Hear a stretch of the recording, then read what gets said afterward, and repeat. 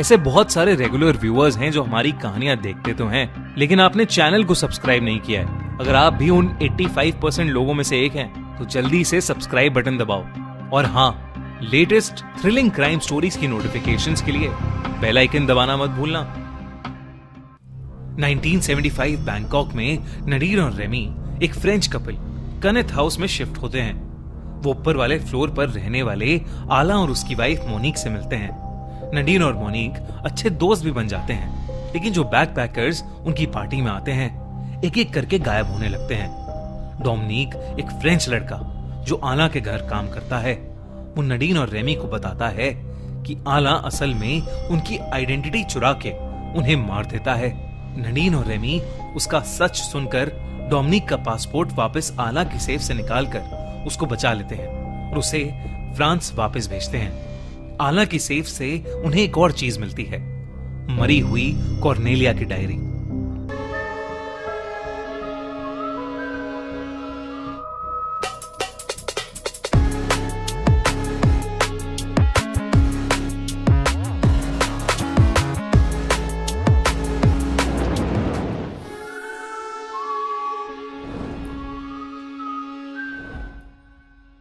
Dominic नडीन और ramie की मदद से वापस फ्रांस पहुंच गया था।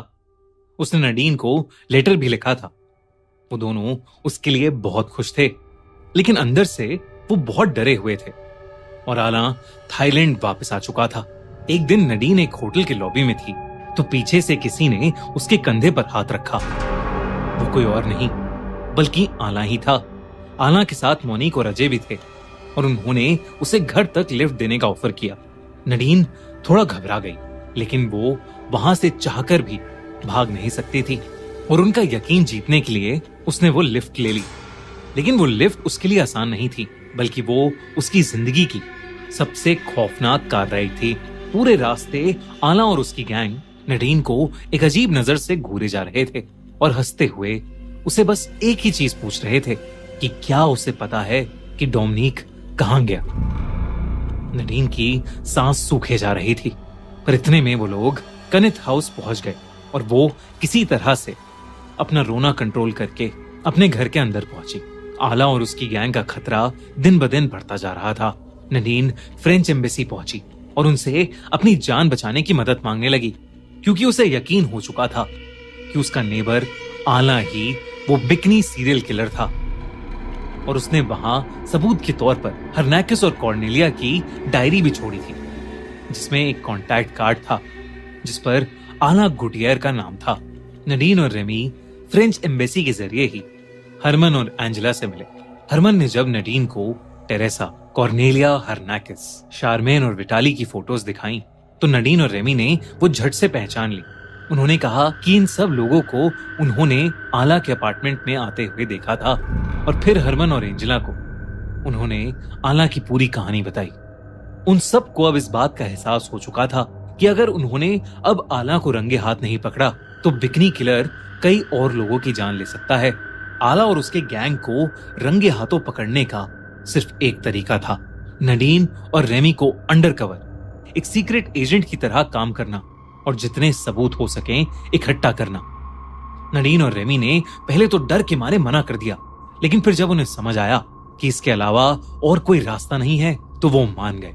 नडीन ने फिर से आला की पार्टीज में जाना शुरू कर दिया और उनसे दोस्ती बढ़ाना भी।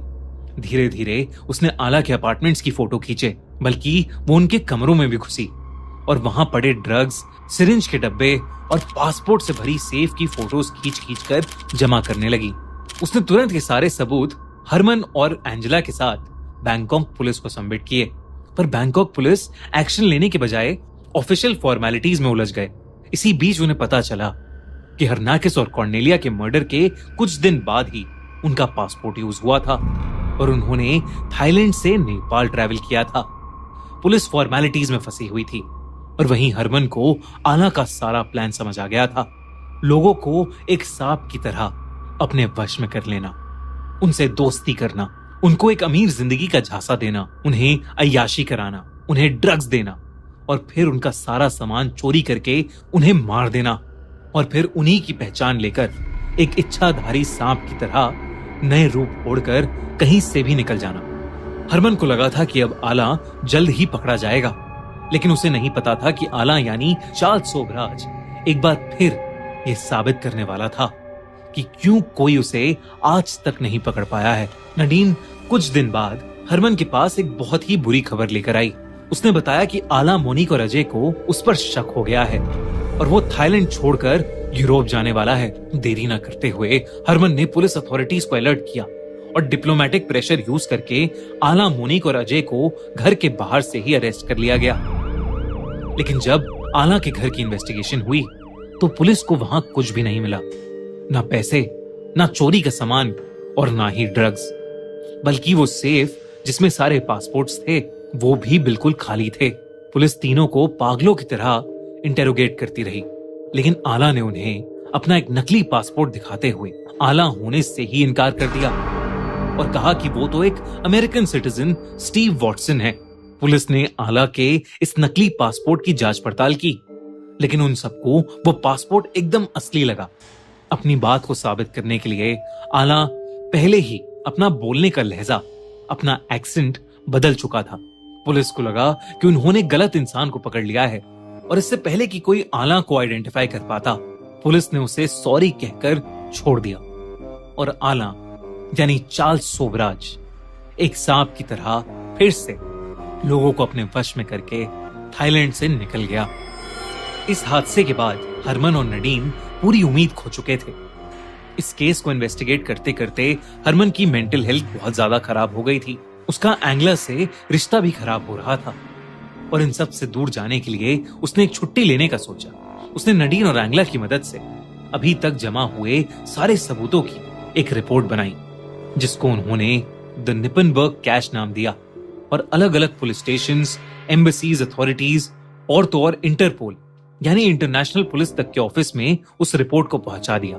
जब हरमन छुट्टी से वापस आया तो कैनेडियन एम्बेसी ऑफिशियल्स ने उसे आला की कैनेडियन बीवी मोनिक के बारे में कुछ बहुत ही दिलचस्प कहानी बताई। मोनिक का नाम मोनिक था ही नहीं, बल्कि उसका नाम मैरी एंड्री था। उसके पेरेंट्स के हिसाब से वो अपने बॉयफ्रेंड के साथ दुनिया घूम रही थी, जिससे बात करने के लिए उसने उन्हें एक इमरजेंसी कॉन्टैक्ट दिया था, जो एक फ्रांस का नंबर था। उन्होंने उस नंबर पर जब कॉल किया तो एक बूढ़ी औरत ने फोन उठाया और बताया कि नंबर आला का नहीं है, बल्कि चार्ल्स सोबराज का है। लेकिन वो आला को जानती है, क्योंकि आला उसके बेटे के कई क्रिमिनल और झूठे नामों में से एक नाम है। वो औरत और कोई नहीं, बल्कि चार्ल्स की मां थी। हरमन को अपनी किस्मत पर विश्वास ही नहीं हो रहा था। अपने सारे कॉन्टैक्ट्स का एक आखिरी बार इस्तेमाल करके उसने केनेथ हाउस पर वापस रेड की और इस रेड में जो उसे सबूत मिले उससे उसका केस और पक्का हो गया, क्योंकि उन्हें वहां न सिर्फ 5 किलो की अलग अलग टाइप की नशीली दवाइयां मिली, बल्कि 3 बड़े कंटेनर भर के एक ऐसा ड्रग मिला जो कि एक केमिकल स्ट्रेट जैकेट था, यानी वो केमिकल किसी को भी मार सकता था। साथ ही साथ उन्हें एक आखिरी कड़ी मिल गई जो इस कहानी को बांध रही थी, और वो था कॉर्नेलिया का कोट और हैंडबैग। इस रेड के बाद हरमन ने सारी डिटेल्स मीडिया में दे दी, जिसके बाद हर जगह, हर अखबार में चार्ल्स सोबराज के सीरियल किलर, बिकनी किलर होने की खबर फैलना शुरू हो गई। इस मीडिया कवरेज के चलते थाईलैंड की अथॉरिटीज ने भी इस बात को सीरियसली लिया और एक नोटिस जारी किया। इंटरपोल तक भी ये बात पहुंची और फिर इंटरपोल ने भी चार्ल्स सोबराज के खिलाफ वारंट इशू कर दिया, जिससे इस केस का रुख हमेशा के लिए बदल गया। क्योंकि इंटरपोल कोई आम ऑर्गेनाइजेशन नहीं थी, बल्कि इंटरपोल वो ऑर्गेनाइजेशन थी जो दुनिया के सबसे खूंखार क्रिमिनल्स को पकड़ती है। इसका मतलब साफ था कि चार्ल्स सोबराज, मैरी और अजय, जो सबको चकमा देकर फरार हो गए थे, अब ज्यादा दिन तक बचने नहीं वाले थे। लेकिन चार्ल्स के दिमाग में कुछ और ही चल रहा था। वो अपने नेक्स्ट प्लान को अंजाम देने के लिए इंडिया पहुंच गया था। क्या चार्ल्स इंडिया में फाइनली पकड़ा जाएगा या वो फिर से बचकर निकल जाएगा? जानने के लिए जल्दी से जाओ स्पॉटिफाई पर और देखो द क्राइम शो बाय खूनी मंडे, जहां इस सीरीज का 4th एपिसोड लाइव हो चुका है, या फिर अगले हफ्ते का वेट कर जब इसका 4th एपिसोड लाइव होगा यूट्यूब पर।